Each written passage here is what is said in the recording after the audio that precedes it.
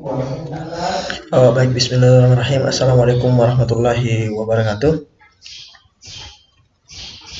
Perkenalkan, nama saya Muhammad Adrian, dengan NIM D022035 dari kelas Technopreneurship C. Kali ini saya akan mengerjakan tugas final yang diberikan oleh Bapak tentang BMC Business Model Canvas. Langsung saja, Business Model Canvas adalah acuan dalam menjalankan kegiatan bisnis. Acuan ini digunakan untuk memikirkan cara agar bisnis yang dijalankan mendapatkan keuntungan. Seiring perkembangan zaman, ada suatu inovasi dalam membuat bisnis model. Hal ini disebut dengan Business Model Innovation atau BMI. Ada banyak bisnis model, salah satu yang bisa digunakan adalah Business Model Canvas. Oleh Pickner dan Osterwalder, Canvas merupakan sebuah strategi manajemen yang baik untuk digunakan dalam startup, bisnis, ataupun mengembangkan ekstensi bisnis.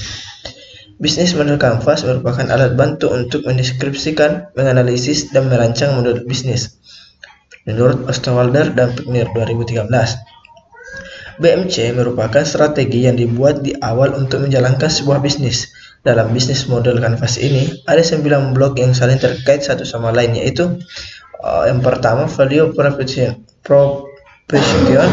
yang kedua customer segment, ketiga customer relationship, yang keempat channel, yang kelima key activities, yang keenam key resource, yang ketujuh key partner, yang ke-8 cost structure, dan ke-9 revenue stream. Jadi bagian pertama tadi itu adalah value proposition. Jadi value proposition sendiri merupakan nilai atau value yang kita tawarkan untuk pelanggan. Kelebihan dan keunggulan produk kita dibanding pesaing adalah hal yang harus dituliskan di value proposition. Kategori di dalam value proposition yang pertama newness, atau produk atau jasa yang baru yang belum pernah ditawarkan sebelumnya, biasanya banyak ditemukan di dunia teknologi. Yang kedua, performance, produk atau jasa yang ditawarkan meningkatkan kinerja customer agar menjadi lebih efisien atau lebih efektif. Yang ketiga, customization, produk atau jasa yang ditawarkan berbeda atau ada pilihan untuk setiap segmen yang memiliki kebutuhan yang beragam atau berbeda. Yang keempat, getting the job done, atau dengan membeli barang tersebut akan membantu customer menyelesaikan sesuatu. Yang kelima, desain. Desain ini menawarkan nilai artistik lebih dari sekedar fungsional, atau bisa dibilang berfokus masalah keindahan. Jadi value proposition, status brand, merek yang high class memberi social status kepada pembelinya. Harga, menawarkan harga yang bersaing atau sesuai dengan ciri customer segmennya. Hemat, cost reduction, produk atau jasa yang ditawarkan membantu customer mengefisienkan biaya pemakaian. Meminimalisir risiko, risk reduction, menawarkan produk atau jasa meminimalkan risiko yang ditanggung customer seperti garansi. Accessibility, mempermudah akses customer terhadap produk atau jasa yang ditawarkan. Kenyamanan, convenience, menawarkan produk atau jasa nyaman dan cenderung mempermudah customer. Bagian B, customer segment. Setelah mengisi value proposition, langkah kedua adalah mencari orang-orang yang mungkin tertarik dengan value yang kita tawarkan. Customer segment adalah penggolongan orang-orang yang mungkin tertarik dengan value proposition bisnis kita. Jadi kategori dalam customer segment, yang pertama mass market. Mass market itu adalah segmen pasar luas dengan jenis kebutuhan dan masalah yang sama. Yang kedua, niche market, atau segmen pasar yang spesifik. Yang ketiga, segmen pasar yang memiliki kebutuhan berbeda tetapi dalam satu kategori. Diversified, atau segmen pasar yang memiliki kebutuhan atau masalah yang sangat berbeda. Yang kelima, multi-site platform, atau melayani dua atau lebih segmen pasar yang saling tergantung. Bagian ketiga, customer relationship. Customer relationship ini adalah cara-cara yang bisa Anda gunakan untuk berkomunikasi dengan customer segmen.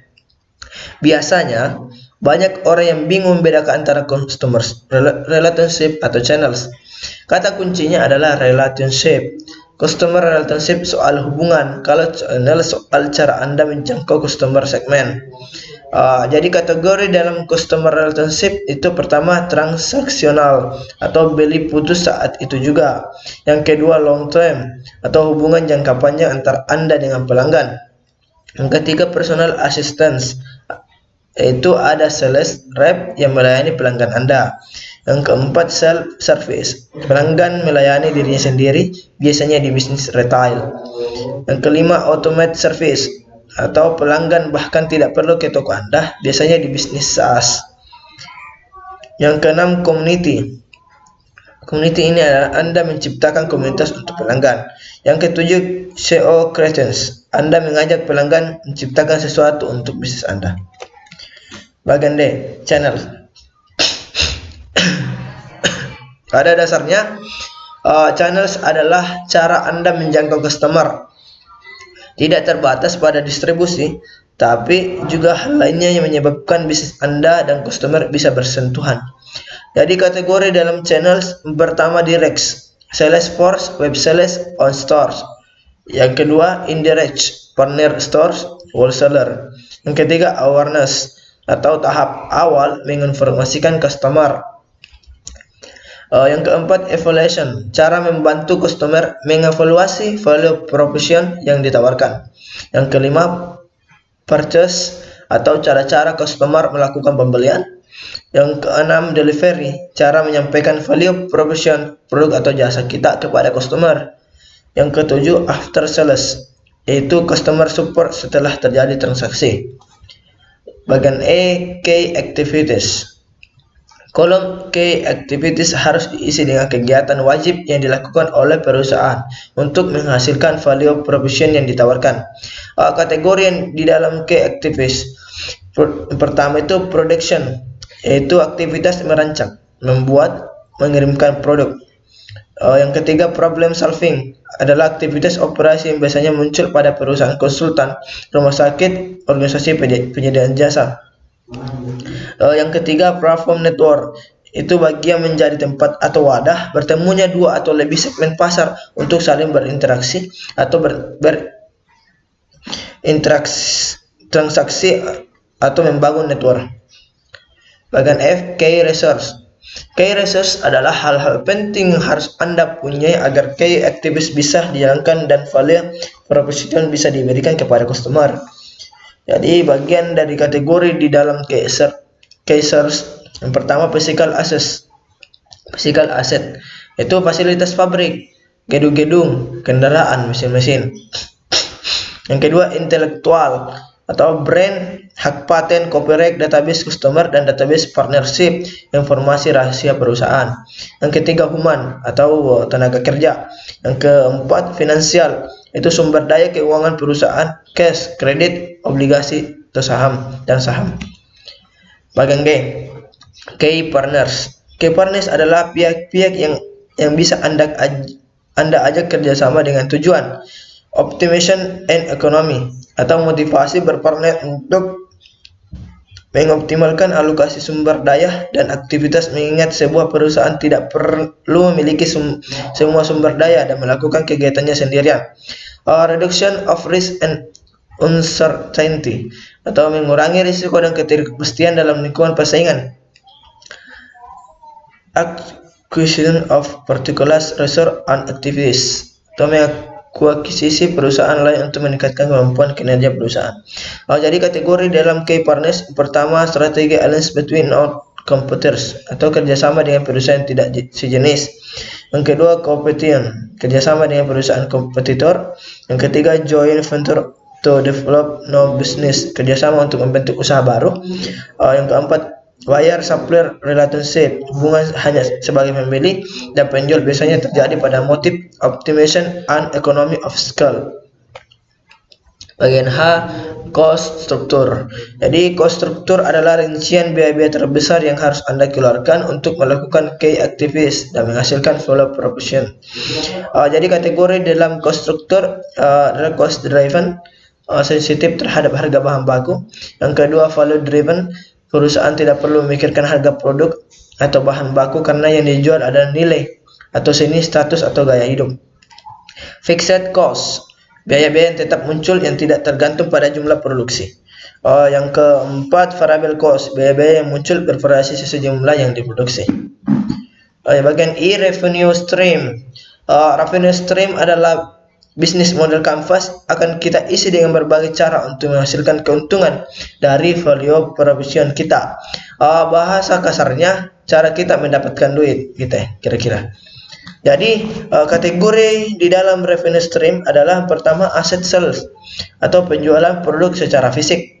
Yang kedua usage fee, customer membayar sesuai lamanya menggunakan produk atau jasa. Yang ketiga subscription fees atau biaya berlangganan.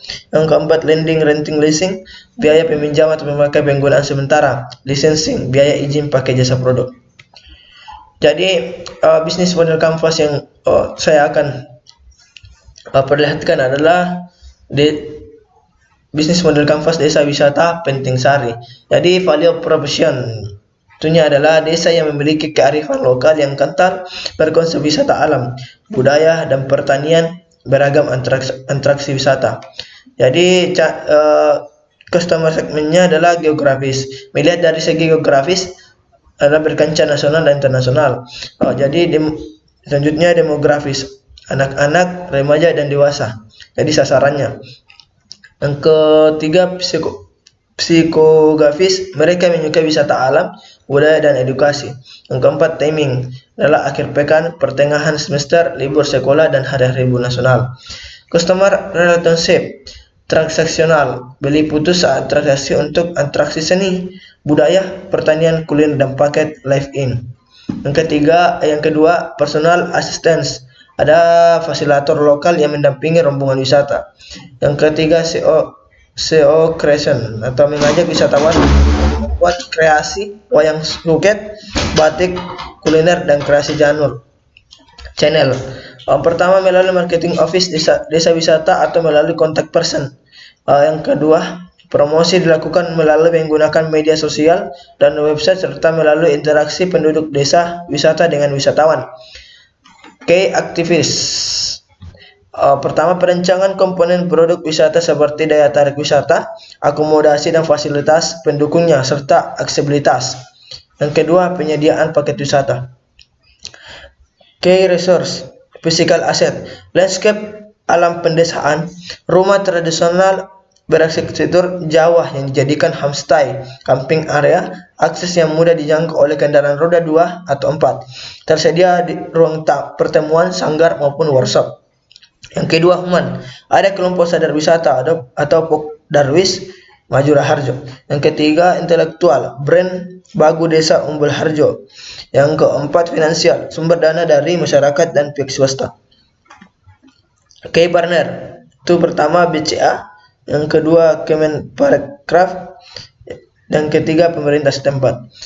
Cost struktur, upah petugas wisata atau fasilitator lokal, sewa lahan atau aset milik warga yang dipakai untuk atraksi wisata, biaya pembangunan fasilitas pendukung wisata, biaya promosi. Revenue stream, pertama usage fee, paket live-in desa wisata, atraksi wisata. Aset sale, paket snack dan makanan, penjualan oleh-oleh seperti produk kopi, coklat dan souvenir. Yang ketiga renting, sewa homestay, sewa arena outbound atau camping ground, sewa sound system, sewa ruang pertemuan atau meeting room. Ya baik, sekian tugas yang saya sampaikan, kurang lebihnya mohon dimaafkan. Assalamualaikum warahmatullahi wabarakatuh.